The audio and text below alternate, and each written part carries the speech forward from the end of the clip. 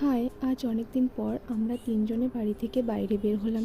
কদিন ধরে প্রচুর পরিমাণে বৃষ্টি হওয়ার কারণে বাড়ির বাইরে বের হওয়াই হয় না। আর বাবু ঘরে থাকতে থাকতে বোর হয়ে যাচ্ছে। আর গ্রামীণ এলাকায় বৃষ্টি হওয়ার পর পরিবেশটা দেখতে বেশ ভালোই লাগে।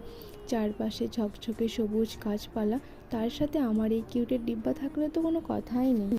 তো আমরা গেছিলাম আমাদের পাড়ার দোকান থেকে কিছু খরচ নিয়ে আসলাম। বাবুর প্যাম্পাস, নিরমা, বিস্কিট, কুরকুরে নিয়ে আসলাম। আর এদিকে দেখো, বাবুর না ঘুম পেয়েছে, সেজন্য মুখটা গোমড়া করে আছে।